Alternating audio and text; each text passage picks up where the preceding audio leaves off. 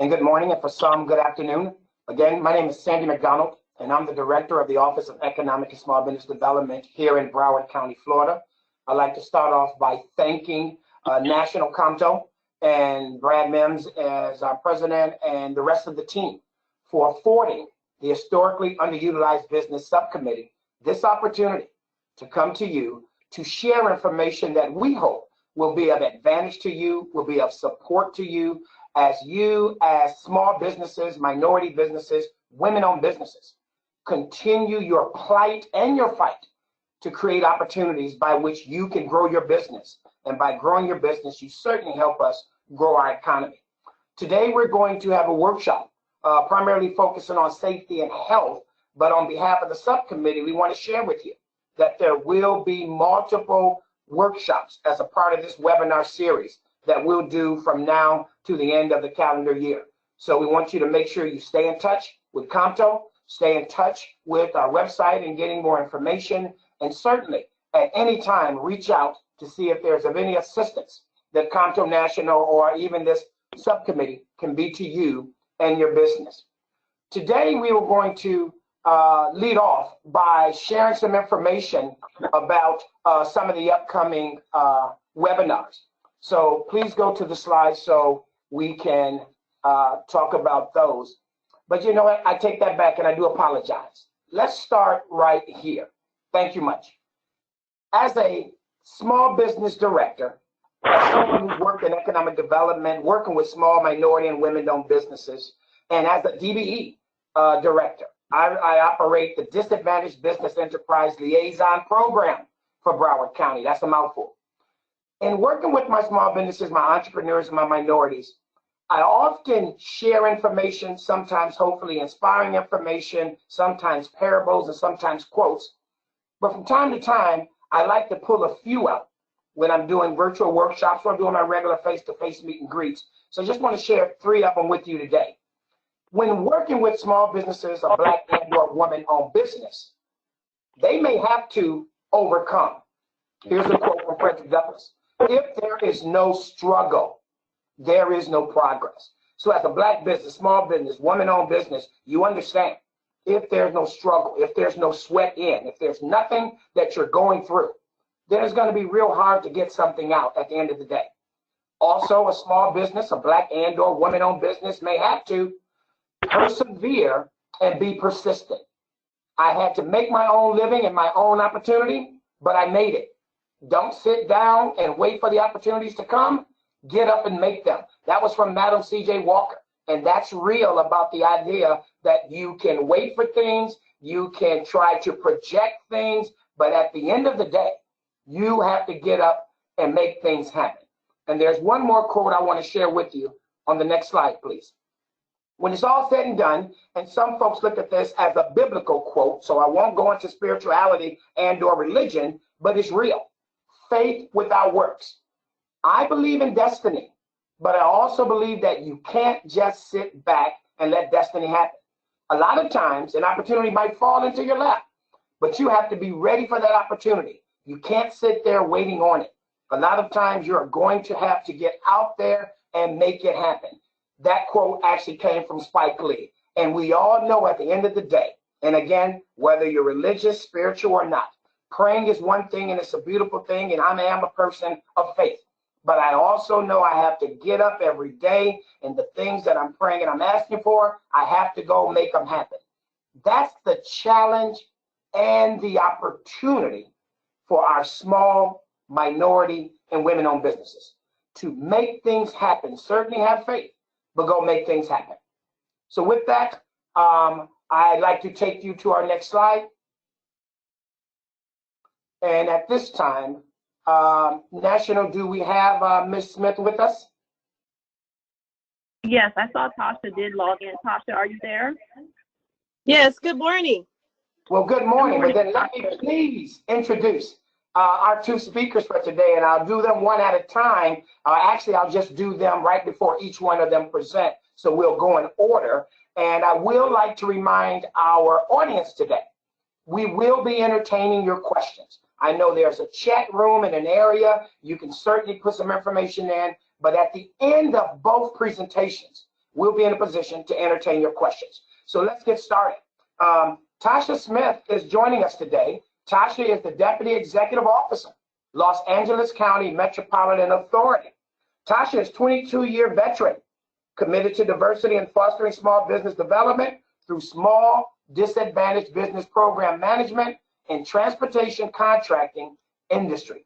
Tasha worked her way, I love this, to Deputy Executive from the bottom to the top, entry-level position to the top.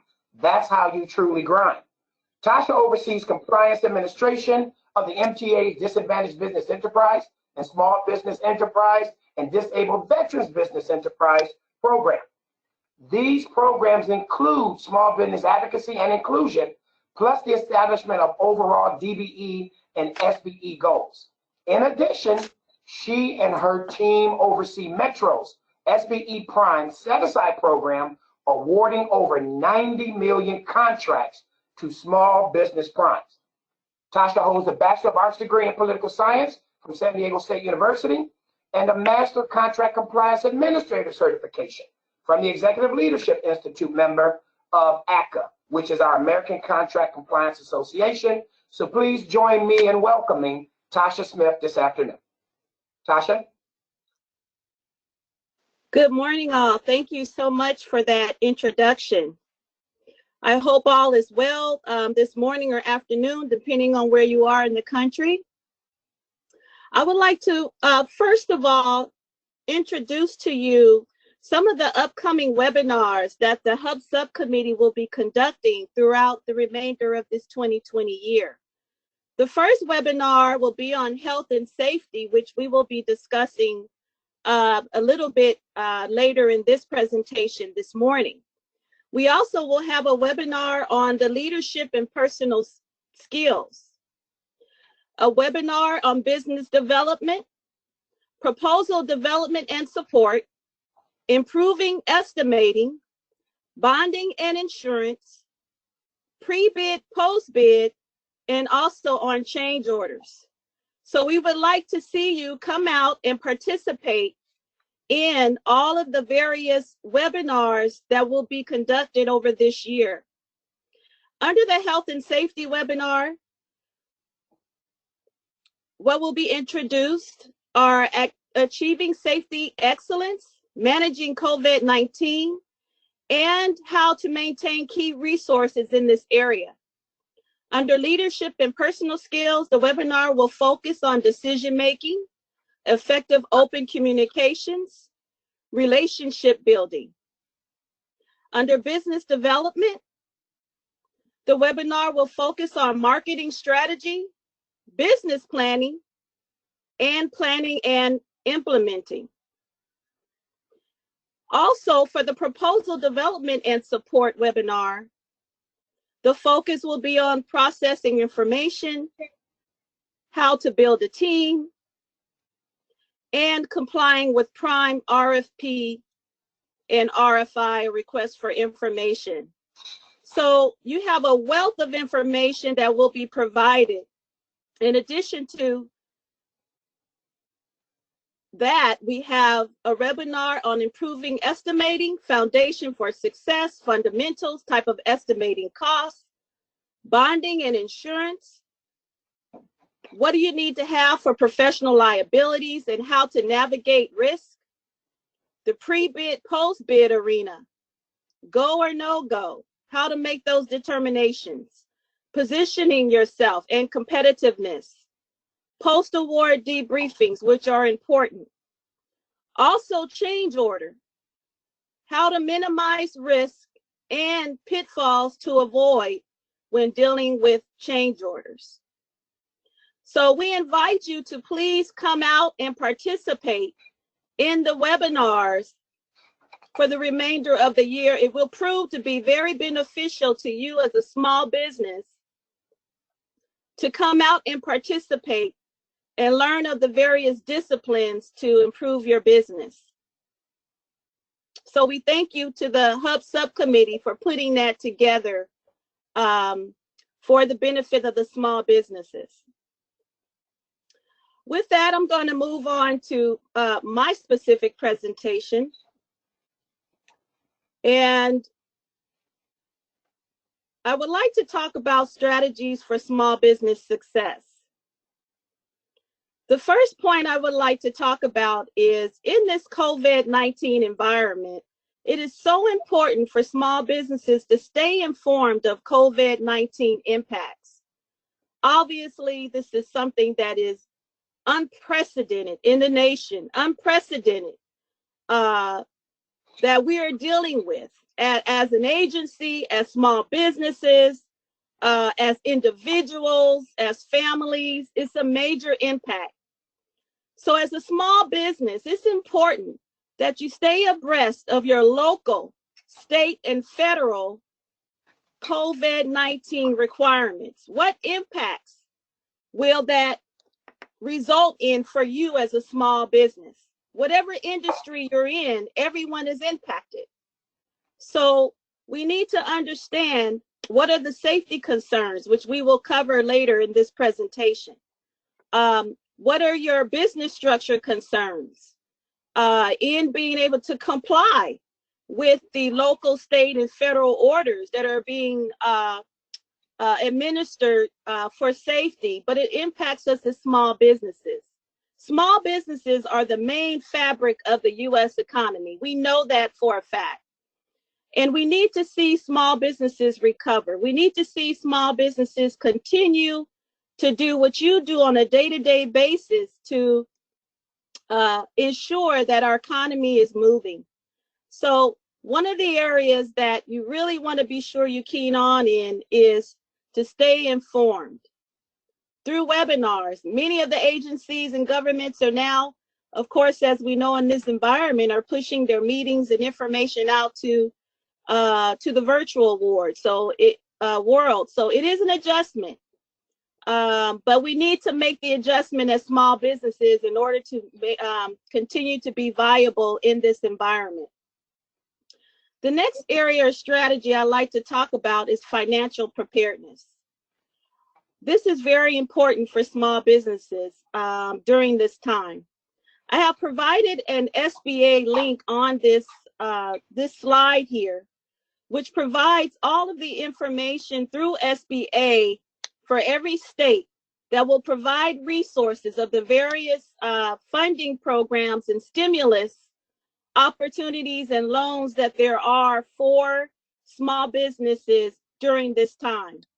It's critical as a small business that you stay on top of these developments, as we know that things are very fluid.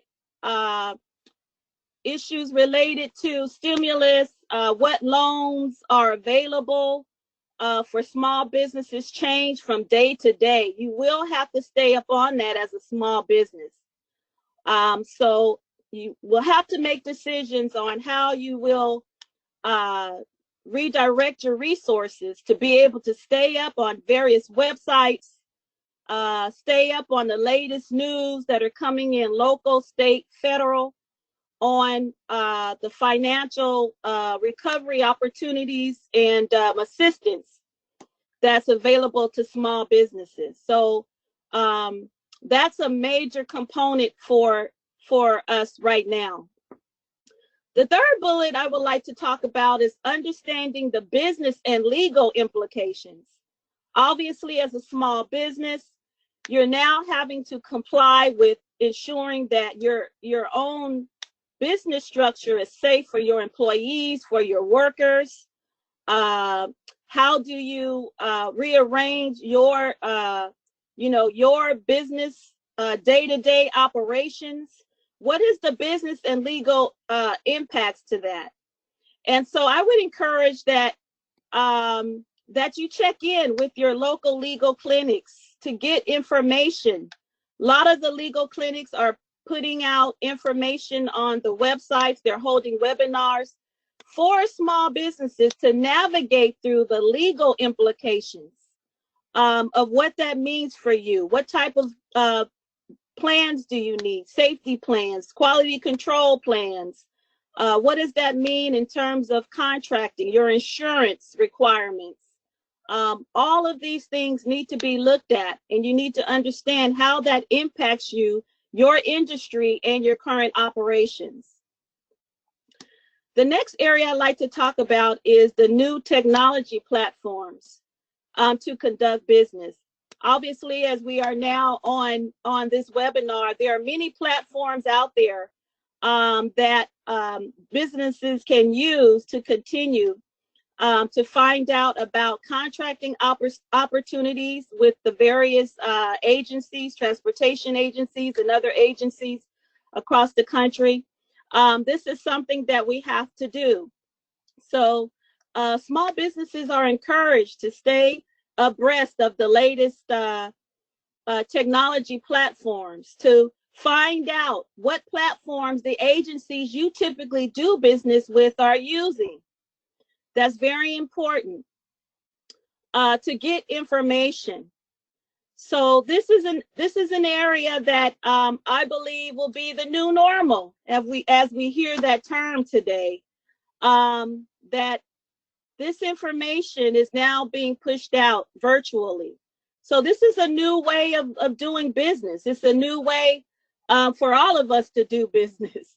So, but it's key for our small businesses. So you have to stay abreast on the latest and greatest. There are a lot of tutorials out there about how to use Zoom and GoToMeetings and Google Meetings and all of the new technology is very important. So staying abreast of the technology during this COVID-19 is very important as a small business.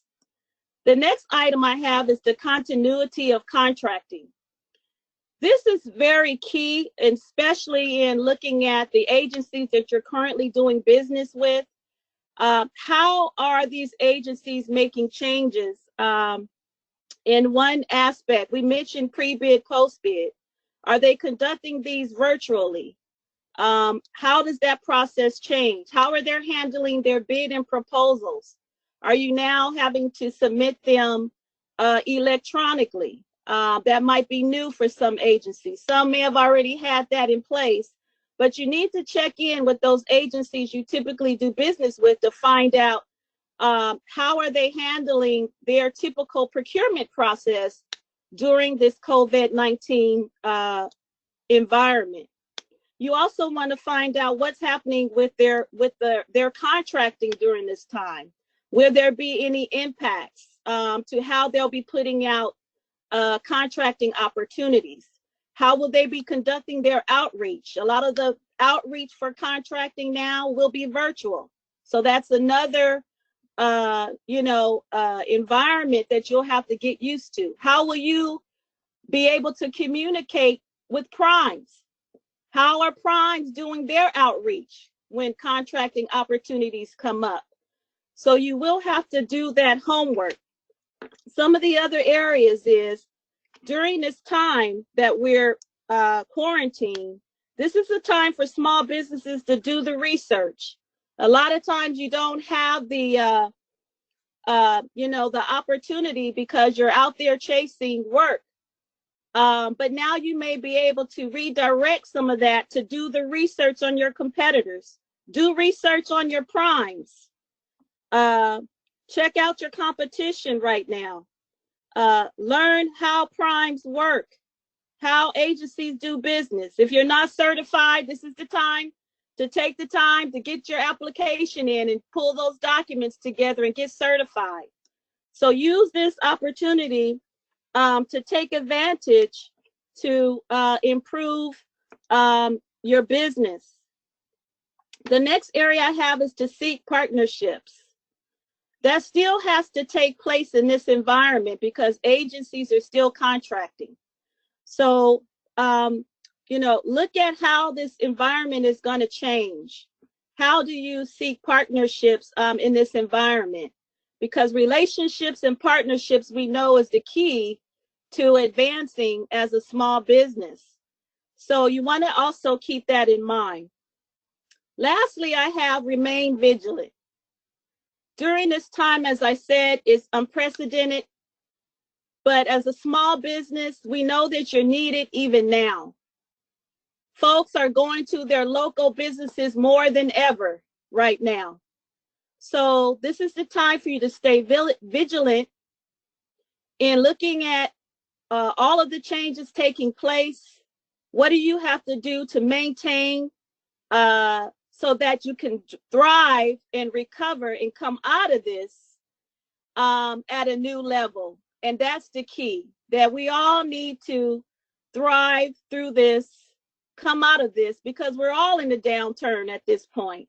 But we can take the time and utilize the resources we have available to be sure that we can recover and come out of this and look for the new opportunities in the near future. So with that in closing, I want to talk about another link that I have on my slide from the U.S. Chamber of Commerce. And I found this link, and it provides a lot of good information on a small business guide and tips through the coronavirus pandemic, best practices for small businesses during this time. A very good resource. So please, if you have a moment, when you get an opportunity, go to that link and look at all the resources and tips and guides that are available to you. I would like to, before I close, thank you for having me today. Metro has the largest infrastructure program in the nation. I want to guide you to our website at metro.net/connect to get information on opportunities with Metro. And with that, I want to thank you, and we'll be taking questions towards the end of the presentation. Thank you so much. Ms. Smith, we want to thank you for joining us today. Certainly thank you, Ms. Smith, for joining us. Thank you for sharing that information. And for our listeners, some of the key points that she certainly laid out about the remain vigilant. It is about the consistency, it is about the grind, and it is about continuing to practice those things that you know in the end will get you the success that you're looking for. And the ideal about seeking partnership, she's 110% on. As we know, most of the time you are so busy working in your business, honing your craft, doing the things you need to do to pay the bills and grow the company, that you really don't have the opportunity to truly grow your business by working on your business instead of in your business. So this is a good time, the virtual way, to reach out to some of those primes, develop some more relationships, and carry that to the next level. So again, thank you, Ms. Smith, for sharing that information. Next slide. And as we mentioned, this is our second presenter. We have two, and again, we will be entertaining questions at the end of both presentations. And again, we also want to remind everyone, thank you for joining us today, but we hope you, your family, your employees, or you as the employer will certainly remain safe during this COVID period. So next, we're going to hear from Mr. William Mueller, HSC Corporate Manager, Keel International Incorporated. William is a former emergency medical technician and certified safety professional who possesses 32 years of field construction and general industry. Mr. Mueller provides managerial, supervisory, consulting, and technical advisory services in the areas of occupational health and safety. Mr. Mueller is a subject matter expert in the development of occupational health and safety management systems, procedures, and construction, in addition to HSE's related project auditing. Mr. Mueller has led the primary coordination for interactions with federal, state, and local agencies, including Occupational Safe and Healthy Administration, OSHA, Environmental Protection Agency, EPA, and the Department of Health, DPH. Please help me in joining, or please join me in welcoming this afternoon, Mr. William Mueller. William, thank you for joining us, sir. Hello, everyone. Hi, everyone. This is Gaturi from COMTO National. I'm sorry for interrupting, but I'm getting a lot of background noise, so please put your phones on mute. Put your phones on mute, as well as turn off your camera. Thank you. Okay. Thank you for that introduction, and I would like to thank COMTO Subcommittee National and the members of the small business community to allow me the opportunity to provide some outreach and some education as we progress through the presentation here. Managing safety and health, as we know, is very important in today's business environment, but even more so, as Ms. Smith alluded to, with the pandemic upon us. So it's very important that we talk about that today as well. So in the slides you'll see coming up, we're going to address some of the primary issues as it pertains to small businesses and their alignment with OSHA and NIOSH, which offer two types of pamphlets that we're going to discuss, and as well as OSHA when it comes to how do we manage COVID in the workplace. And once again, Ms. Smith alluded to the partnership aspects, and we really want our folks to partner up with these agencies in order to become, in order to establish an understanding of what's required, so that you as you endeavor in your businesses are about preventing loss within your businesses, because losses basically are something that all businesses want to avoid. So let us proceed into the next slide, and we'll discuss those two primary documents. Key resources are from the Occupational Safety and Health are OSHA Publications 2209-028 and the Small Business Resource Guide provided through NIOSH, the National Institute of Occupational Safety and Health. So those are two primary documents that I thought were essential for small business operations. And one of the things that we understand about operating in small business with respect to OSHA is that there is this aspect of in part of the law that says that, you know, if you're under 10 people, you're not really required to follow the federal regulations. However, that doesn't mean that we're not having accidents and different types of losses that occur within our businesses that we can learn from following the guidelines from OSHA. So even though we may not be legally required to comply, there is still a lot of good information that we need to draw from those so that we can help prevent loss. And when we prevent loss, we actually maximize our profitability, and it allows our cost to really be minimized in terms of how we operate, such as the cost of insurances and things of that nature, and limiting legal lawsuits that may occur for accidents that occur within your establishment. So let's move on to the next slide, and we'll go down a few of those that I feel are actually paramount in achieving safety excellence. As Ms. Smith alluded to, develop a management commitment for your business. Sit down and ponder what it is, how you want your business to thrive, how you want it to be successful, and also how it's going to not only encompass how you're going to do that, but how you're going to allow your employees to participate in that success. And once again, the success of the leadership is laid out, but encouraging our employees to participate in that success is important, because once again, they're the folks who we're leaning on every day to conduct business, keep our business moving in a positive direction, and having interact with our customers and our clients. So it's important for them to be able to participate in this as well, so that we have more eyes on safety within the workplace. The next bullet would be conducting a hazard assessment of your workplace initially, and whenever changes occur in a new process or when a process is added. So for those of you in small businesses that operate processes, you know it's important to train your employees in how to operate or move throughout that process efficiently, so that, once again, the idea is to optimize their training through your eyes and through your expectations. But once again, those expectations need to be communicated. So having a hazard assessment process is important in terms of being able to identify those types of hidden hazards or hazards that may evolve with, such as lifting packages or moving equipment or moving materials. These things are important so that we learn how to do that safely.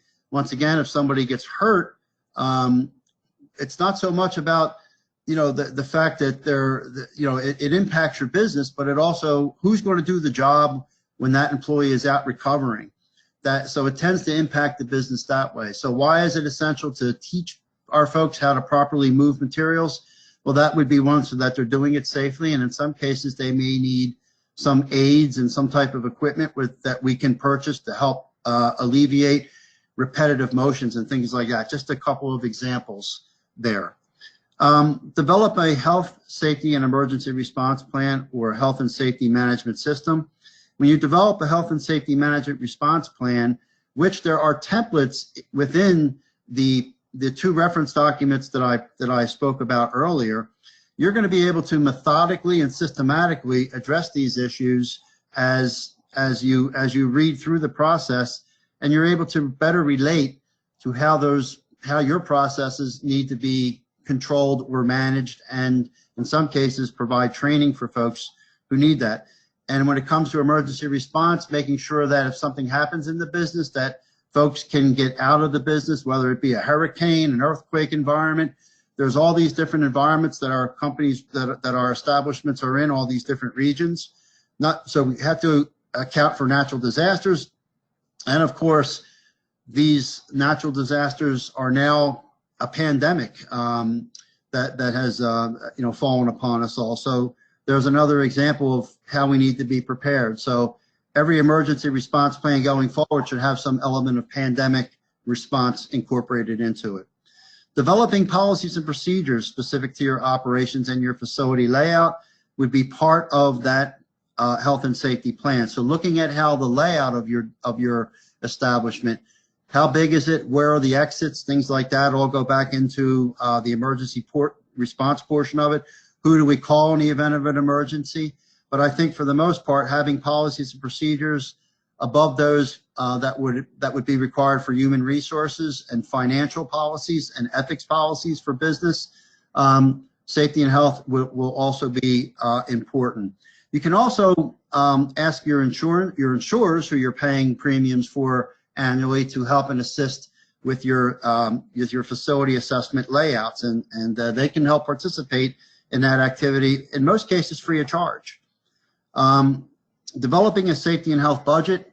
Of course, none of us expected this pandemic to fall upon us, but now we see businesses having to spend revenue or savings that they wouldn't normally have to have spent in order to prepare the business for the upcoming reopening. So we're going to have maybe plexiglass dividers or hand sanitizers, which are all part of going back to operations, and face masks. So PPE, these are all things that we, before this pandemic struck, we didn't even maybe consider as part of our business operations, but there's a cost associated with that, of course.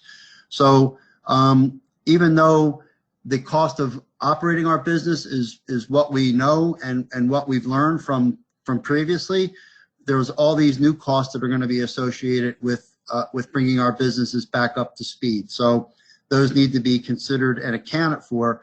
And when your customers come in your door, they're going to need to see signage. You're going to need to announce to them the ability for them to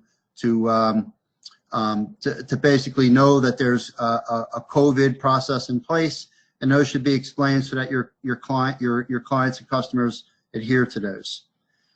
Providing safety training to your employees. If you have employees working with hazardous materials, there may be PPE. If they're operating material handling equipment such as forklifts, they need to be trained in how to operate those pieces of equipment.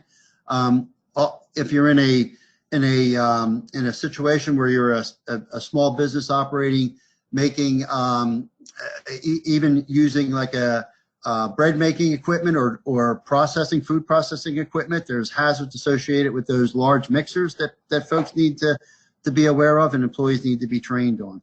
And once those plans and policies and procedures are announced, they need to be trained upon initially with your employees, and they need to be trained upon annually in some cases, like your emergency response plan, and then trained upon when those changes occur within your workplace or your processes. there actually needs to be new training. All your training should be documented in the case that there is an incident, because once again, it all falls on the employer to make sure that they're properly employing and that they're properly training their employees. So that's very important. Let's go ahead and move on to the next slide. So talking about managing COVID-19, there is an OSHA publication that I want to get out there first and foremost, OSHA publication 3990, developed in March of 2020. Once again, providing guidance on preparing workplaces. Even though your business may not be an establishment that falls under OSHA guidance or OSHA regulations, it's still good to have the knowledge about what these businesses are doing who are, because the same protections are afforded to those who are not. So the idea is we don't want to distinguish the difference between whether my business complies with OSHA or not, or it falls out of regulation with OSHA. We actually want to utilize those procedures and policies and guidances to help maintain our business for minimizing loss. Once again, I'll remind folks that when you have a loss, your cost of business operations are always impacted negatively. So we want to be careful and we want to be diligent and prudent. So it's always best to refer to these to take out which components you can use to optimize safety within your business and your business operations. So once again, you need to obtain a copy of your state's orders, and in some locations, like in California, your city orders. Develop an infection disease mitigation plan. Once again, this guidance helps you do that. But some ideas in there would be administrative controls, preventing, using high hygiene, social distancing, cloth face coverings, management of sick employees. If they don't feel good, don't come into work, restricting occupancy within your establishment, staggering shifts, and implementing other types of safety and health controls that are recommended through the hierarchy of controls. If we can move into that slide very quickly, I'll explain what that is, the hierarchy of controls. Well, the hierarchy of controls starts with elimination. So naturally, most of what we've been hearing today is try to eliminate people's exposure to the contagion or to COVID. Well, that's not always possible in most cases, such as the cases of it in the healthcare setting. You can't eliminate people from providing services to the sick. So now we have to go all the way down to the bottom, and there's where you see the PPE and the great need for PPE to help minimize exposure to people who are actually required to aid the ill. We also look at substitutes. In some cases, we may substitute something that we're doing indoors to maybe doing it outdoors. That may be if we're eating lunch, we may want to do that outside rather than inside when weather permitting and things like that. So you can consider some substitutions as part of your plans and your protocols. Engineering controls. Remember the plexiglass panel that you see in all the stores that you go into now. Well, that's an engineering control to help set up a screen between the folks who are working and the customers. So now administrative controls are the ones that you're probably going to use the most. Those would require staggering fit folks coming in, establishing occupancies within your establishments. And then of course there's PPE, which is everyone's used to that today, the term of personal protective equipment. And that's really the last resort when all the other ones can't be applied. So in many cases, PPE is what we see most people using these days.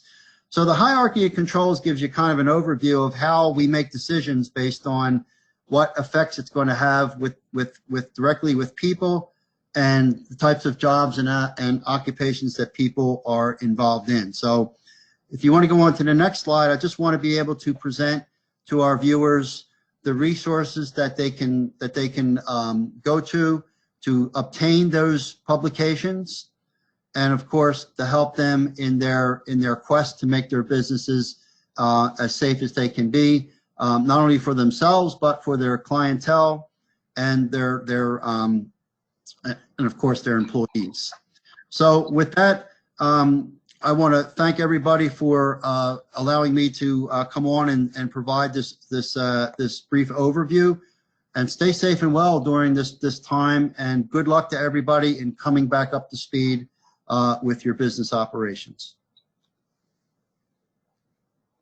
Mr. Mueller, we want to thank you for your presentation and thank you for the information that you shared. And certainly I appreciate, and I'm sure our audience will as well, the hierarchy of controls. That makes all the sense in the world, and it certainly explains what the expectancy should be as we're going through this process. And everyone, as you mentioned, is currently, unfortunately, going through this process and dealing with COVID-19.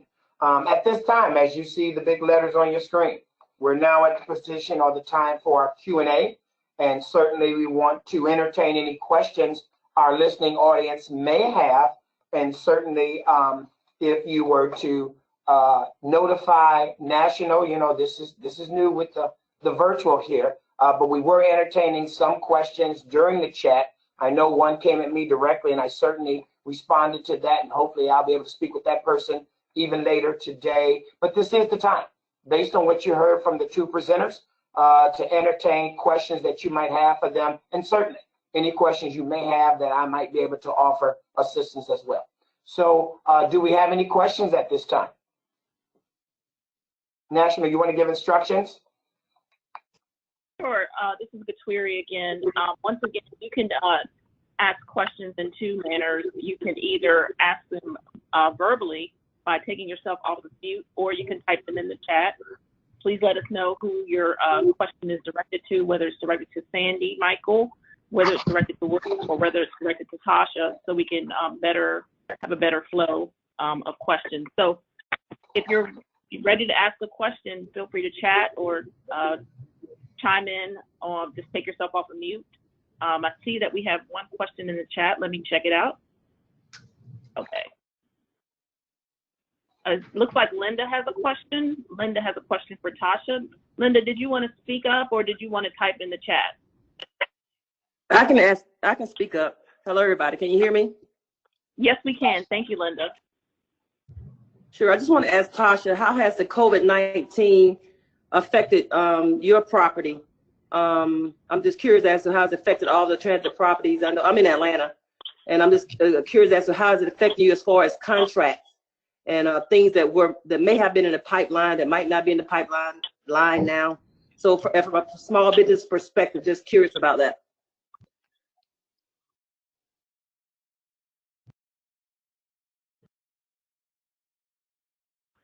Tasha, are you there? Take yourself off of mute as a reminder. In terms of contracting and impacts, our CEO, Phil Washington, has led the charge in terms of identifying the core contracts, if you will, that will continue to go forward. I mentioned earlier that Metro has the largest infrastructure program in the nation, and we have 5 to 6 what we call mega projects that are over $1 billion that is currently under construction. And those contracts will continue to go forward right now. So we are in construction. However, to be frank, this is unprecedented. I mean, all agencies are impacted, transportation agencies alike nationally. And so Metro is no different. Our CEO and leadership team is now looking at what other potential impacts there may be on other contracts. There will be some impacts to the extent and the level that is still under review. But we are continuing with what we call our mega contracts in construction at this time. And so more information will be coming out in terms of informing our business community, our small business community, in terms of further impacts to contracting. So I think small businesses need to understand that transportation is impacted. I know for our agency and many transportation agencies, you know, we have a loss of ridership, which impacts our revenue, our fare box revenue. You know, we're tied to sales tax dollars where there's an impact at this time because everyone is quarantined. No one's out shopping. So it is a real impact. It's a real financial impact. And so small businesses need to understand that agencies are going to have to make hard decisions about, you know, how they're going to move forward with their contract. So it is important for small businesses to stay in tune with the agencies you do business with to find out, you know, those impacts. And if you're working on current contracts, you know, what does that mean for you and for your team? So that's how we're going forward at this time. This is. I'm sorry. We have another question. Yes, go ahead. This question is for Sandy Michael. Is that the correct way to pronounce it? Yes, sir. We have been trying to get MBE certified in Broward County, and we've had an office there for over a year. And I'm trying to understand something that's been a little disturbing to me.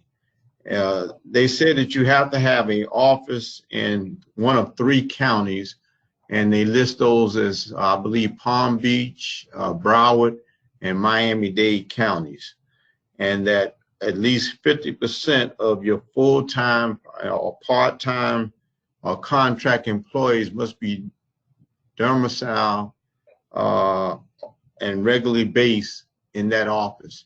And my question to you is, if you are a MBE or a WBE, what difference does it make where you're located at? I'm trying to understand the process. Okay, no, thank you. And certainly we could talk offline, but I'll answer that in case it helps someone else as well. I'm not sure which agency you're speaking with for the self-certification of MBE, MWBE. If you know that, could you tell me that real quick? That would help. Broward County Public Schools. There's a RFP that is due on the 19th, and we cannot participate now because the firm that we were teaming with wanted to put us on as MBE, but because we cannot get our certification, we will not be able to play in the ballpark. Okay, so let me say it this way. I'm Broward County government, but I am familiar with Broward County schools. So to paint you a bigger picture, and I'm even going to give you a tip that might still allow you to get your certification that Broward schools then would have to honor. MBE and MWBE is something we've all celebrated for years. It's actually a self-certification process. Not everyone with funding sources acknowledge or recognize MBEs and MWBEs, but when they do, they have their own policies and their own rules by which they govern that. So clearly, you're running into that challenge with Broward schools. What I like to tell all entrepreneurs, specifically minorities and women, understand all of your acronyms, especially as a minority, to what your opportunities are. So let's be crystal clear. If I'm an MBE or MWBE, it means I'm a minority or minority woman business. Those programs have their own policies based on who use those to determine who they do contracts with. DBE, Disadvantaged Business Enterprise. What is a DBE? Well, it's a minority or a woman. If I was a DBE, if I'm certified federally as a DBE, and as you know, if I'm a DBE, I can also be certified in every single state. If I'm a DBE, even a Broward County school who is looking for an MBE or MWBE would have to accept me, because I can be a DBE and meet MBE and MWBE qualifications, but I can't be an MBE or MWBE and meet the DBEs. I'm only saying that because I think you're roadblock, and I am willing to talk to you as well as make my contact with the school district who strictly does their own thing. That's their program. But I am willing to work with you because I do believe by understanding how they have their location preference as an established DBE, they would have to accept that. But again, if I got a little bit more information from you, I do know the folks over there. Actually, one of my last managers currently work over there in the diversity and inclusion department. We can certainly reach out together to find out what the trouble is.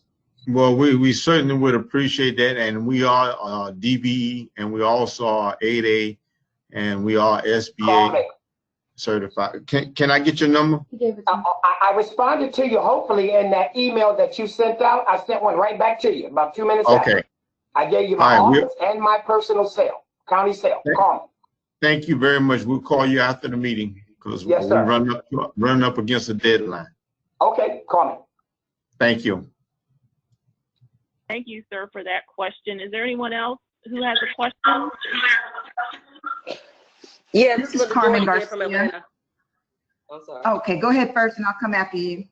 Sure, this is Linda Jordan again. This is directed to Mr. Murla from Hill International. I'm just curious as to what can you tell me what you are doing in the MBE female-owned space, and if there are any opportunities there with Hill International. I think you guys are international, as it says, but I'm just curious as to during this time, are you looking to add any additional firms to your list of subcontractors, or is it just too early to tell? Well, I as far as I'm concerned, we work with the minority-owned and women-owned businesses. I'm not very familiar with those in terms of answering your question whether or not I know we work with them, but that's probably a better question with respect to like proposals or somebody in that area. But I can tell you this: we work with the minorities and women-owned businesses on a regular basis, and we of course like to partner with them. We also work with tribal nations as well. So yes, there's opportunities, and I would ask you to if you wish to seek those out through one of our local Hill offices. But my expertise is really in the health and safety department, but I can tell you for sure that we do partner with the women-owned and minority-owned businesses on a regular basis. So that much I do know. So I hope that helps. It does. Thank you. I will follow up with the different offices. I think there's one in Atlanta as well. There's not a Hill office in Atlanta. They're the closest business office that you could touch base with. I would try Philadelphia. Okay. And you can, if my contact information is there, you're more than welcome to send it to me, and I can forward it on to folks within Hill that can help you steer you in the right direction. Okay, that's a good question for the leadership. Are we going to be able to reach out? Can we get everybody's contact information that was a presenter on this forum today? Yes, this is COMTO National. We'll make sure you get that information along with the resources list. Great. Thank you. Thank you. And I believe we had another question from Carmen. Yes, good afternoon, everyone. Carmen Garcia from Dallas from the Dallas Area Rapid Transit System. And I just wanted to share some really positive news to everyone in terms of what we see happening within our agency when it comes to bidding on our contracts. You know, now that we've all gone virtual, we have all of our pre-bids virtual. And we have seen a significant increase in minority and women-owned businesses coming on board through that vehicle because, you know, let's just talk about it. It normally takes you about 3 days to get ready. I mean, 3 hours if you got to prepare for it, drive over there, participating in it. And those 3 hours, you know, as a small business is very critical. So we're just seeing a significant increase in participation on those pre-bids. And I just wanted to share that with everyone, to say that we may be, you know, doing this from now on because it just makes for better participation and inclusion. So just wanted to share that. Thank you, Carmen. And we have about 1 minute left. At this point, what I'll do is, if you have any additional questions for the presenters or the moderator, please send them to info@comto.org. And with that, Sandy, if you want to close us out. Yes. So again, we want to thank National for allowing our subcommittee to put this on today. And again, as mentioned earlier, there will be multiple webinars throughout the remainder of this calendar year. We hope that you share this information with your colleagues, your peers, your other business partners, and make sure, hold us accountable, that we can give you information that is substantive and valuable to you. We also want to thank all of our subcommittee members. The names are out there on your screen, so instead of me tripping up and saying something wrong, I personally want to say, as one of the new co-chairs, thank you to all of our members and for all of the work that they do to assure that businesses across this country, you can check those states out, those identifiers out, and see that we are extremely vast and surrounded with opportunities. So again, thank you as subcommittee members. Thank you as presenters, and as your moderator for today, thank you for allowing me to guide this process. And with that, I'm done. National, back to you. Thank you, Sandy. And I'd like to thank our presenters as well, and also give a special thank you to Gwendolyn Gray, who helped us get this presentation together. Thank you, Gwen. And so as we end this, I'd like to thank you all for joining us. A follow-up email with a link to the recording and a post-event survey will be emailed to you, as well as the list of resources and the contact information for our moderator and speakers. A schedule of COMTO webinars can be found on our events calendar page at comtonational.org. And just to let you know, the next few webinars, we have one on May 28th called Thriving in the New Virtual Workplace. On May 29th, we have another Moment of Inspiration. And on June 4th, we have a webinar about emotional intelligence in a crisis. So with that, I thank everyone. And once again, if you have any additional questions, please reach out to info@comto.org. Thank you and have a good afternoon.